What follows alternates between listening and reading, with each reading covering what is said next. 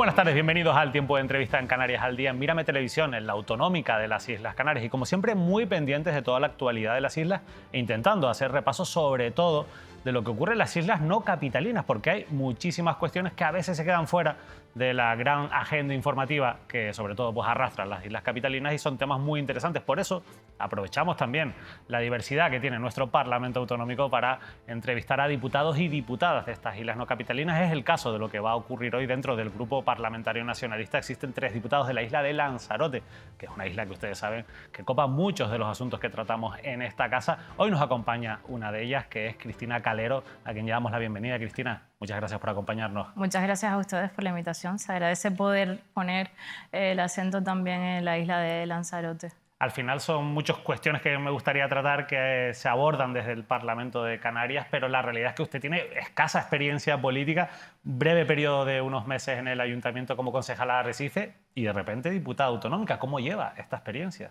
Bueno, siempre digo que es un máster acelerado de Canarias, es un trabajo muy intenso y sobre todo es un trabajo que no se ve, porque las sesiones plenarias son 2 veces al mes, pero el trabajo detrás, trabajando con los colectivos, preparando iniciativas, estudiando, es verdaderamente lo que te conlleva mucho más tiempo, así que es un trabajo a pleno rendimiento. Yo voy a aprovechar, por cierto, hay una web muy interesante del Parlamento de Canarias donde se pueden seguir y aprovecho para hacerle un poco de publicidad porque es transparencia activa necesaria, todo ese trabajo, iniciativas que presentan los diputados y diputadas, pero voy a aprovechar que para ustedes esta es una nueva experiencia para preguntarle qué es lo que más le ha sorprendido gratamente del Parlamento y qué es lo que más le ha disgustado.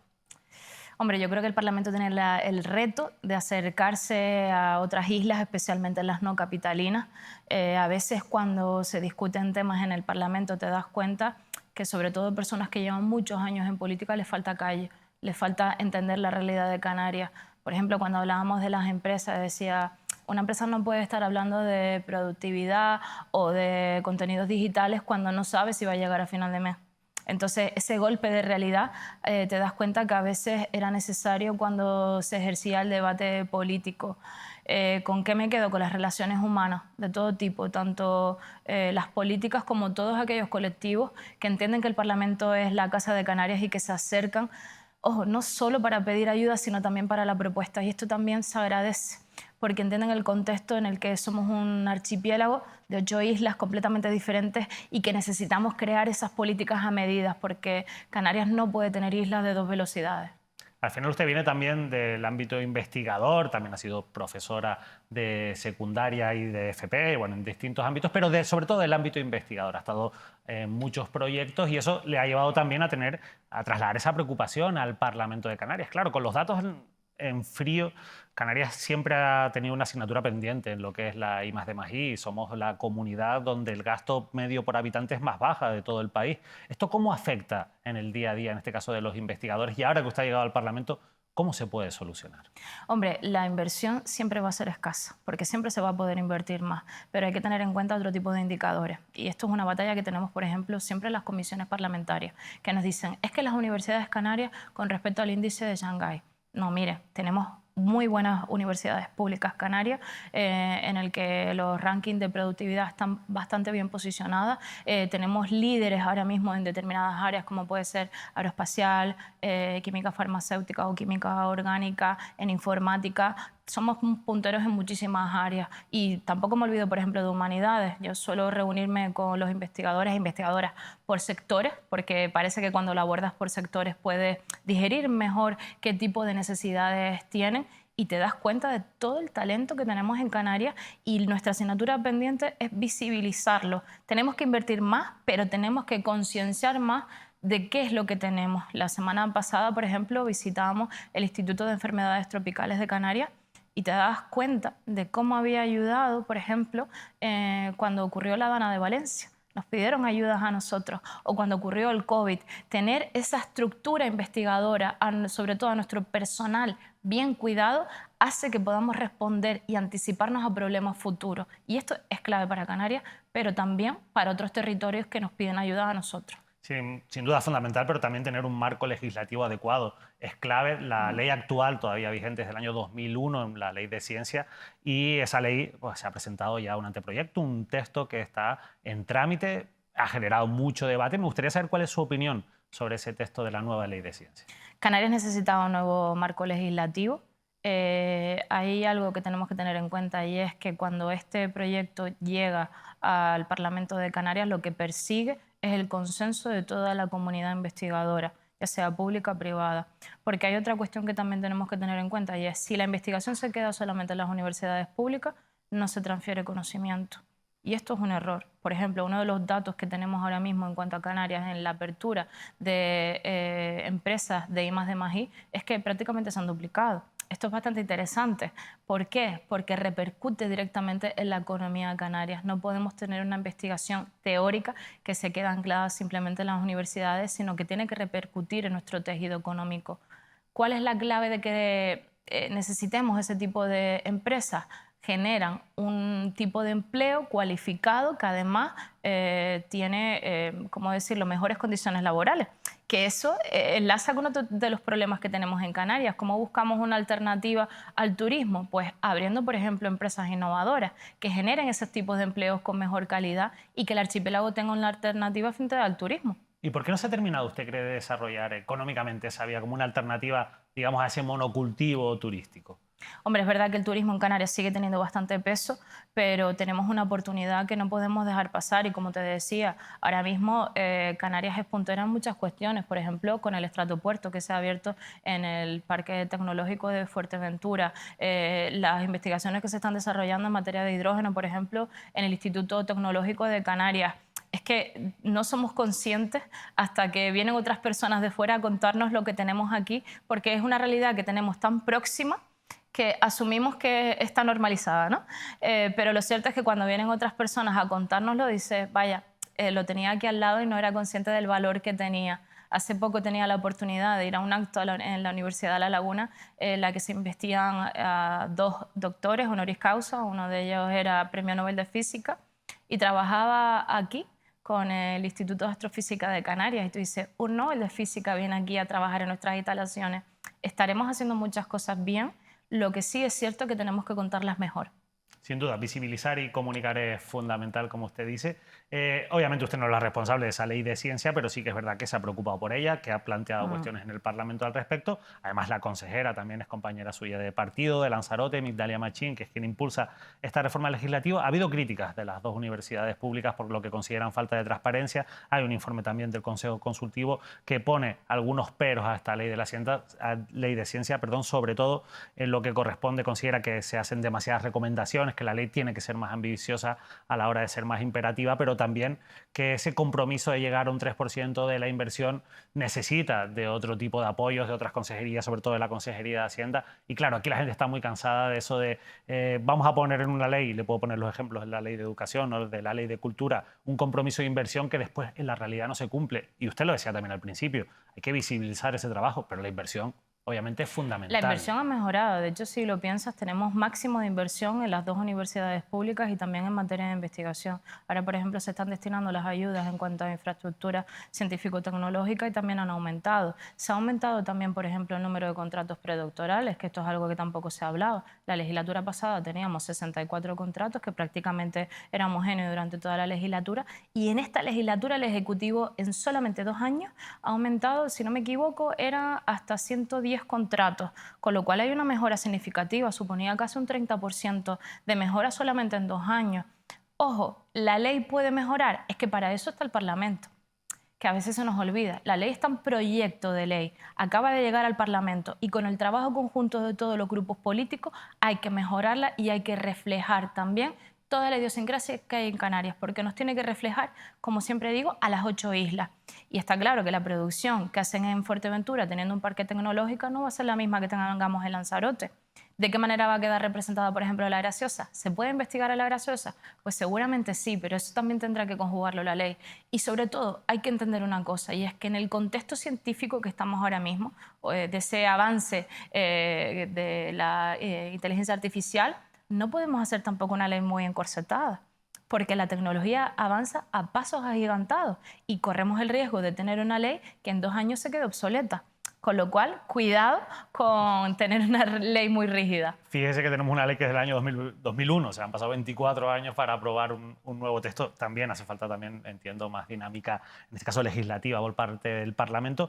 Y al final estamos hablando de investigación, estamos hablando de universidades, estamos hablando de gente joven, de gente cualificada, gente formada, que se tiene que desarrollar también económicamente, pero que a veces pues, se topa con los problemas que tiene la economía y la sociedad en estos momentos. Uno de ellos es el acceso a la vivienda y eso genera un problema también, enlazándolo con las universidades, para todos aquellos estudiantes de islas no capitalinas que se tienen que desplazar en muchas ocasiones a las islas capitalinas y que no encuentran viviendas, sobre todo accesibles para esas economías que al final son de gente joven, que en muchos casos dependen de sus padres, que a veces las becas no son suficientes y probablemente usted lo sepa mejor que nosotros, pero la realidad es que usted también ha llevado al Parlamento la necesidad de que se aumenten las plazas de las residencias públicas en las universidades. ¿Qué le han contestado? ¿Qué se está haciendo en ese sentido? Bueno, este no es un problema que tenga una única causa. Como bien decías, el hecho de que tengamos un problema en general de vivienda, no en el archipiélago, sino en toda España, ha conllevado a que, por ejemplo, en este caso, en el contexto de los estudiantes, se les dificulte, porque antes te preocupabas de poder entrar en la universidad o incluso en FP, porque es verdad que ya nos movilizamos incluso para llevar a cabo un ciclo de formación profesional, pero ahora lo que te condiciona que tú puedas realizar tus estudios es la vivienda.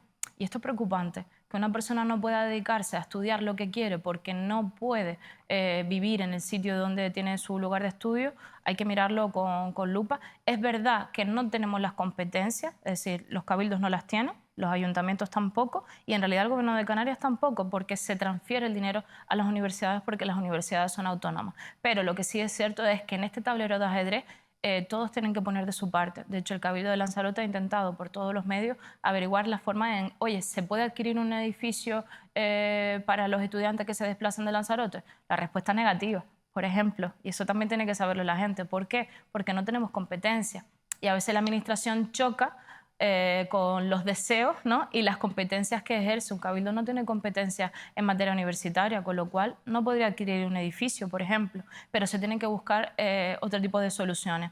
Una de las cuestiones que han llevado a cabo, que es bastante interesante, desde el Cabildo de Tenerife, es la escalada, ¿no? Cómo se produce el acceso a las universidades, porque esto permitiría que mucho alumnado, especialmente el que vive en la isla de Tenerife, no tenga que desplazarse a vivir en Santa Cruz o no tenga que desplazarse de su municipio para venir a La Laguna a estudiar. Y esto es bastante interesante, aplicar ese modelo que le permita al estudiantado de, oye, yo puedo seguir en la casa familiar y a la vez puedo seguir desarrollando mis estudios, porque esto supone sin duda un ahorro económico para las familias. Sin duda es un problema el acceso a la vivienda, lógicamente, a los estudiantes, pero en general es para toda la población un problema. Y Lanzarote, al final, es una isla donde se agrava y se ve de manera sangrante ese problema. ¿Cómo analiza la situación que está viviendo su isla y cuál cree que tiene que ser la solución? Bueno, no hay una solución, ojalá la hubiera. La solución tiene que ser multidisciplinar porque el problema es multidisciplinar. Lo que tienes que tener en cuenta es qué tipo de perfiles estamos hablando, porque aquí tienes que distinguir entre vivienda social, es decir, aquella persona que por su particularidad, por su situación de vulnerabilidad, no iba a poder acceder a una vivienda, de ahí que tenga que estar un parque público de vivienda.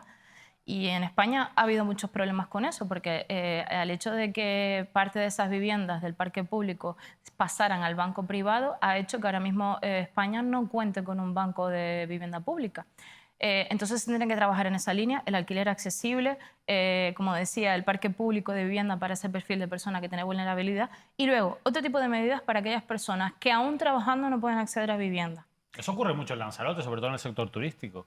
Ocurre mucho en Lanzarote, pero ocurre mucho en todas las islas, que Sí, cada porque vez lo vemos más frecuente. Le voy a insistir bastante Sí, por sí, Lanzarote, sí. si no le importa. Cada vez lo vemos más frecuente, personas que aún trabajando no se pueden emancipar. Y este es uno de los datos por los que llevaba esa pregunta al Parlamento de Canarias al consejero de Vivienda, de Pablo Rodríguez, porque vemos que se ha producido una caída de la emancipación en Canarias. Los jóvenes de Canarias lideraban el ranking de jóvenes de toda España en cuanto a emancipación, porque somos un territorio fragmentado y necesariamente se tenían que mudar para poder ejercer sus estudios o incluso su labor profesional, pero se ha producido una caída debido al sobrecoste de la vivienda. Entonces tiene que haber otro tipo de medidas, como por ejemplo la hipoteca joven.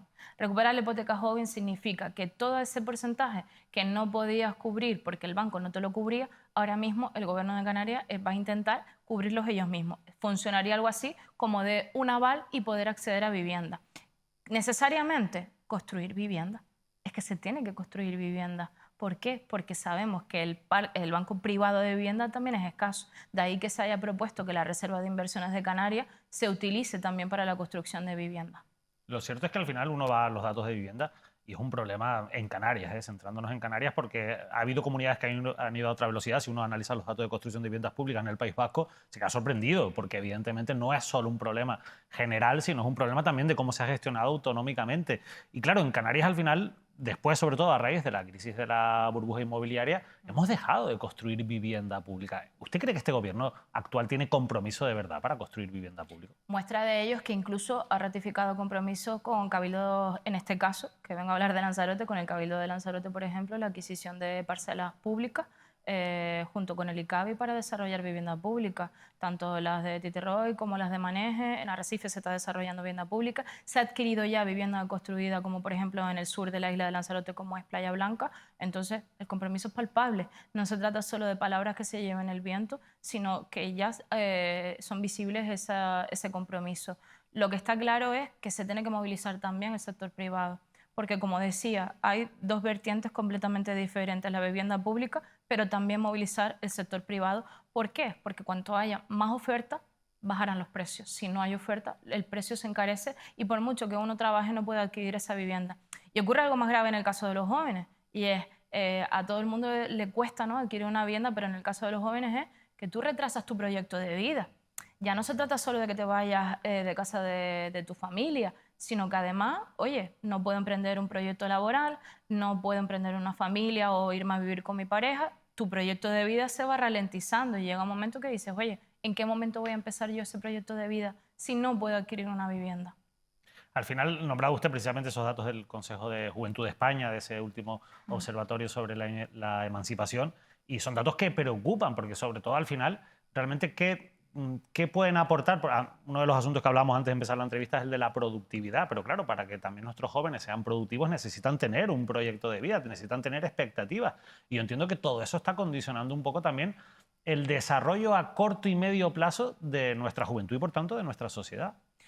Sí, curiosamente hay varios estudios que señalan que aunque se aumente el salario de los jóvenes, el problema radica precisamente en la productividad, es decir, cómo deficientes son los empleos que se están desarrollando en las islas. Y ahora mismo, que es uno de los retos, de hecho, que apuntaba el presidente Fernando Clavijo desde el inicio de la legislatura, cuando volvió a ser presidente del Gobierno de Canarias, y es uno de los retos de Canarias tiene que ser la productividad, es decir, cómo repercute el empleo y las empresas en la economía social, ¿no? Entonces, esto tiene que trabajarse también para que repercuta en el hecho de que los jóvenes puedan adquirir una vivienda.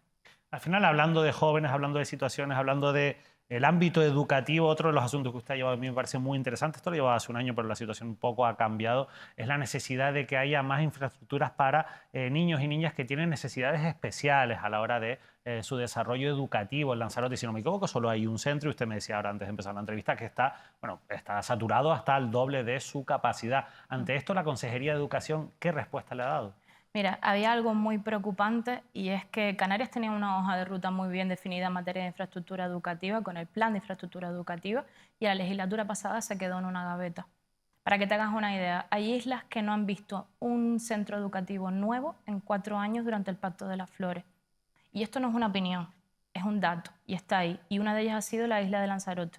El último centro educativo que se inauguró en la isla de Lanzarote fue el Colegio La Destila a principios de la legislatura pasada, que ya estaba completamente hecho. En 4 años no se planificó ningún centro educativo en la isla de Lanzarote. Una isla que ha visto que tiene un aumento considerable de población, que tiene centros que están obsoletos, que tiene centros que necesitan aumentar en cuanto tanto al número de grupos como también la oferta educativa, porque hay otro debate que está arriba de la mesa en Lanzarote, que es ¿Lanzarote necesita un segundo centro de FP?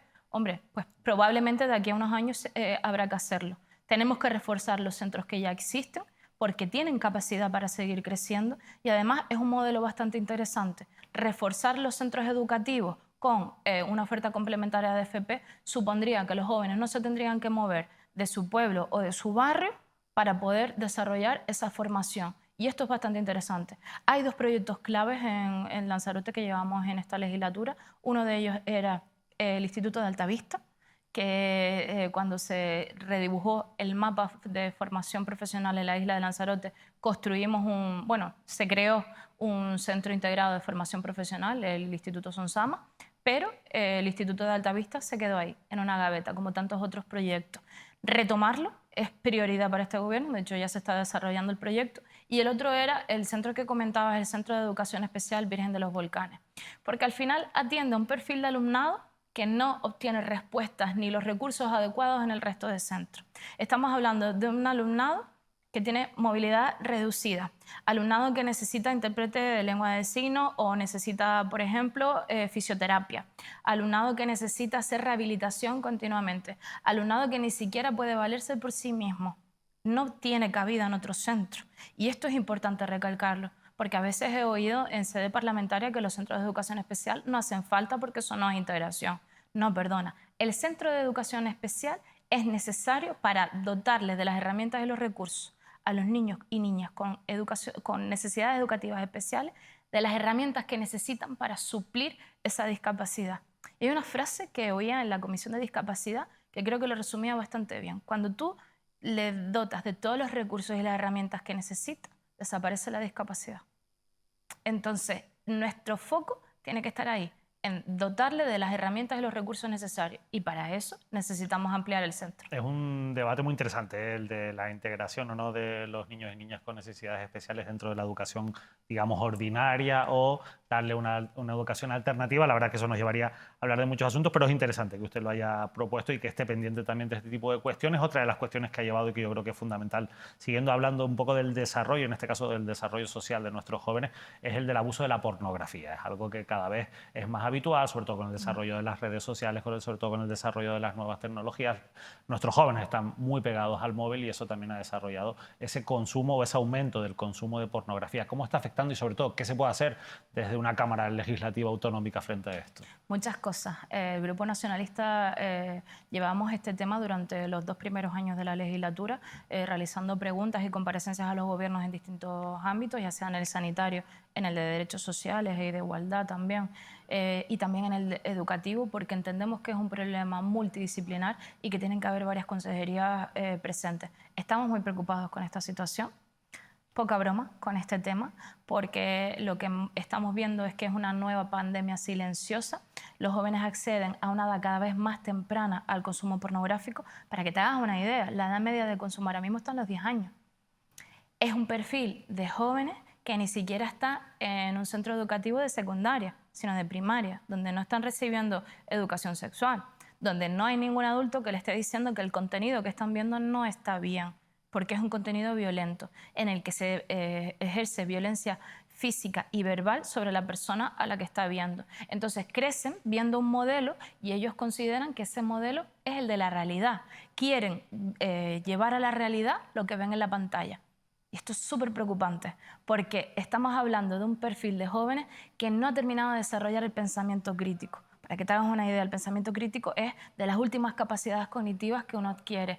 Es la capacidad que tenemos de decir esto está bien y esto está mal. Y hay que dotarle primero de las herramientas para que sea capaz de eso. Entonces, jóvenes que no tienen pensamiento crítico todavía se enfrentan a una situación violenta que quieren replicar. Es más, uno de los mejores estudios que se ha realizado en esta materia se ha hecho en la Universidad de La Laguna, nuestras universidades públicas, y en él determina que hay una correlación entre la visualización de ese contenido y la negación de la violencia de género. Estamos hablando de jóvenes que creen que la violencia de género es mentira y que no existe. Jóvenes que cada vez ejercen más situaciones de violencia. De hecho, cuando tú consultas, por ejemplo, con la policía, lo que te dice es, antes los delitos menores eran algún tipo de robo y ahora lo que ves con más frecuencia son situaciones violentas, porque creen que lo que ven en la pantalla es la realidad y es lo que quieren llevar a cabo. Y esto es muy preocupante, porque hay que darle las herramientas no solo a los jóvenes, sino también a las familias y al profesorado. Pero teniendo en cuenta que al final la educación sexual pues todavía no se ha desarrollado en esas edades tan tempranas y no tienen esa posibilidad esos niños y esas niñas, ¿cómo afrontamos esa desde los hogares? ¿Tiene que ser a través de los padres y las madres o no permitiéndole un acceso tan directo y tan temprano a las nuevas tecnologías? Es que el debate es muy amplio, ¿no? El debate es muy amplio, pero siempre ¿por digo, dónde usted lo afrontaría? Mira, yo lo afrontaría con sentido común. y entender que la tecnología va a estar ahí. Nosotros podemos retrasar el acceso un par de años, pero ellos van a acabar accediendo a la tecnología. Lo que tenemos que dotarles es de las herramientas, de ese pensamiento crítico, que no es fácil, por eso no se ha llevado a cabo, porque para poder desarrollar el pensamiento crítico tienes que trabajar de forma prolongada, adquiriendo las herramientas. Primero con el autoconcepto, es decir, oye, este es mi cuerpo, yo lo respeto y lo voy a tratar de esta manera, y la otra persona tiene derecho a decirme que no, porque el consentimiento es otra de las cuestiones también que se tiene que abordar. ¿Cómo se puede trabajar? Pues Canarias, por ejemplo, tiene una guía de educación sexual, pero se tiene que enseñar mejor a las familias. Una persona que está desbordada en llegar al trabajo, educar a mis hijos, hice la compra, cómo llego a final de mes, no puede estar pendiente de todos aquellos recursos que necesita. Vamos a digerir esa información para la familia y a ponérselo fácil. Y sobre todo también a los agentes educativos, a los agentes sociales que están con los jóvenes, a que les recalquen que lo que están viendo está mal. Porque aquí hay que distinguir dos cosas. La libertad sexual no es la violencia sexual. Son dos cosas completamente diferentes. Y si en un contexto se somete o se somete a vejaciones, ¿no?, a una persona, eso es violencia. Y no se puede calificar de otra manera. Lo importante, sobre todo, es que se hable y se debata sobre estos asuntos. Por tanto, yo creo que es muy sano, sobre todo que esté en la hoja de ruta política este tipo de cuestiones que a veces pasan más desapercibidas o intencionadamente se invisibilizan un poco. Y me va a permitir que cambie un poco de tercio para preguntarle sobre otro asunto que también ha generado su preocupación, y es una preocupación social de toda Canarias, pero especialmente en islas como Lanzarote, que es la crisis hídrica, situación muy complicada, que después se va a mezclar con otro que me va a permitir yo que también que lo incluya, que es el problema de que es verdad que vivimos muchas épocas de sequía, pero también consecuencia del cambio climático estamos viviendo algunas lluvias torrenciales en épocas en las que no estamos acostumbrados a que ocurran, y eso también pone de manifiesto las carencias que tenemos, por un lado, en infraestructuras hídricas, como decía antes, pero también en infraestructuras pluviales, ¿no? Y eso ha pasado recientemente, desgraciadamente, en Lanzarote, en los municipios de Arrecife, sobre todo, y de Teguise. Hábleme un poco de la situación del agua en estas dos vertientes en Lanzarote. Siempre digo que la historia de Canarias y especialmente la de Lanzarote no la escribe la tinta, la escribe el agua. Desde nuestra infraestructura, cómo nos hemos desarrollado, y te pongo el ejemplo de Arrecife. Si tú te fijas cómo se desarrolló Arrecife, fuimos primero puerto antes que ciudad. El agua siempre ha estado ahí. Otra cosa es que con el auge, por ejemplo, del turismo, hayamos olvidado otro tipo de infraestructuras hidráulicas. Pero si te fijas, las gavias, los aljibes, o sea, Canarias estaba diseñada para recoger el agua que venía de la lluvia, y eso se fue olvidando. Desde que tuvimos las desaladoras y accedimos al agua, fuimos olvidando esa parte. Aquí se da la particularidad de varios problemas. El primero de ellos es una mala planificación. Luego, una mala financiación, también hay que decirlo, por parte del Estado. El convenio Canarias-Estado sigue pendiente. Los cabildos han hecho su tarea. Para que te hagas una idea, se han puesto al día tanto los cabildos insulares con los consorcios correspondientes de cada isla, con la Consejería de Política Territorial del Gobierno de Canarias, que es quien tiene ahora mismo ese tipo de competencia, en decir, estas son las obras prioritarias para Canarias. Son 127 obras en total. Se ha trasladado al Ministerio de Política Territorial. Está tasado en unos 1.300 millones de euros y a día de hoy seguimos esperando. ¿Por qué? Porque tenemos unos presupuestos del Estado prorrogados. Y esto también hay que decirlo. Es decir, el Ejecutivo Autonómico sí que ha puesto dinero en materia de infraestructura, pero Canarias necesita más que nunca ese convenio de Canarias-Estado. ¿Qué es lo que se ha hecho, por ejemplo, en materia de planificación? La puesta en marcha de los planes hidrológicos. Al principio de esta legislatura solo contaban 2 islas con planes hidrológicos, que era La Gomera y El Hierro. ¿Cómo es posible que una materia tan importante, no solamente para el sector primario, sino también para el día a día de la ciudadanía en Canarias, como es el agua, no se hubiera puesto en marcha los planes hidrológicos? ¿Eso es competencia de los cabildos? Sí, pero en el caso de que haya un cabildo que no lo hubiera puesto en marcha, también el Ejecutivo se ha puesto de la mano con ellos para llevarlos a cabo. Y lo cierto es que ya tenemos los planes hidrológicos, porque esa es la hoja de ruta en materia de infraestructura y, sobre todo, en evitar pérdidas, que esto es otra de las cuestiones que también nos encontramos encima de la mesa, de que tenemos una red en gran medida obsoleta, pero que extraía agua, la desalaba, pero la perdía. Esto es gravísimo en una situación de crisis hídrica como tenemos declarada en 3 islas de Canarias.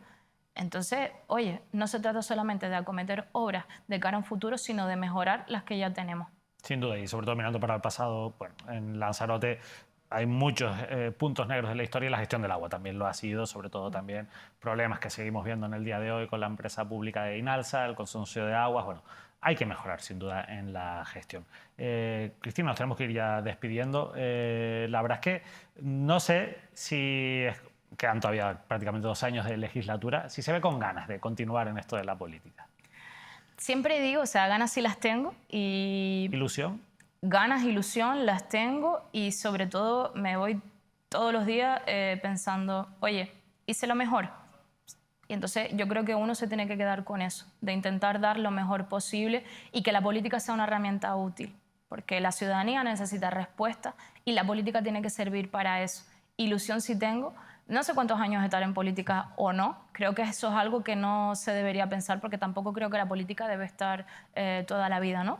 Pero sí por lo menos el compromiso que el tiempo que esté hay que darlo todo. Pues Cristina Calero, de verdad ha sido un placer poder hablar con usted de esas iniciativas legislativas que ha presentado en el Parlamento y de cuestiones que al final están muy vinculadas con Canarias, pero también en particular con su isla de Lanzarote. De verdad, mucha suerte en esta legislatura. Muchas gracias. Bueno, Cristina Calero ha estado con nosotros en ese afán que tenemos por darles a conocer también a nuestros diputados y diputadas. Al final tenemos que ajustar, lógicamente, las entrevistas a las competencias que tiene el Parlamento de Canarias, sobre todo en materia legislativa y a la hora también de visibilizar muchos de los asuntos que, fíjense, hemos tratado en esta mesa. Nosotros seguiremos muy pendientes también de la actualidad de toda Canarias, pero especialmente de las islas no capitalinas. Que pasen una feliz noche.